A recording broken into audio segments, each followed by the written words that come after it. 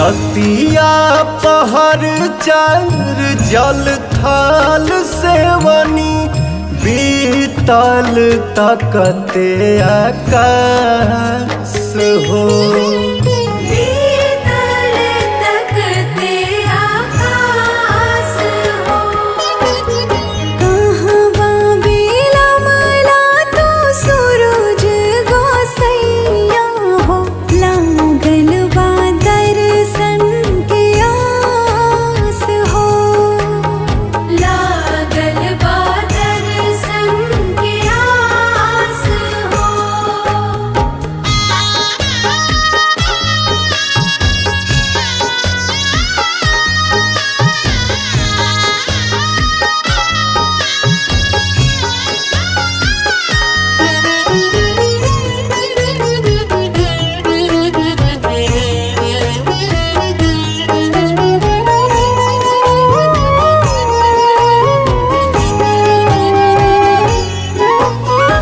शीतल जल में शरीरिया हो सितियाइलबा बाहेरा शीतली बेयरिया तन सिहराइलबा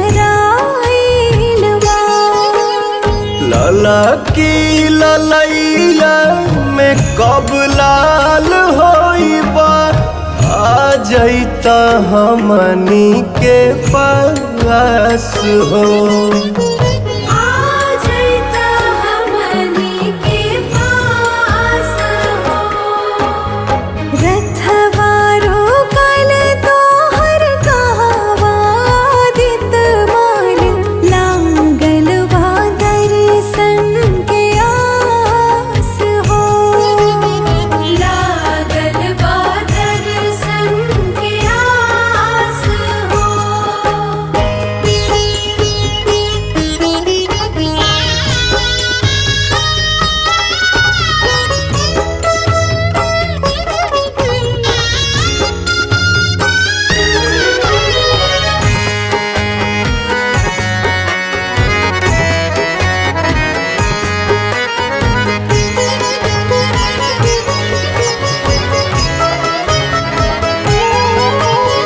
हथवा में दौरा से पुलिया हो देह भूखलबा बीतल बारह पहरिया हो कंठ सुखलबा विनय बिहारी पवन दीपक मधुकर पियरी पहिर पियरस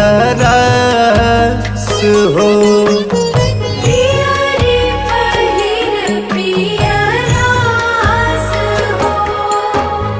दीन दुखियन के तू दीनानाथ हौआ दुनियाई तोहार दास हो। दुनियाई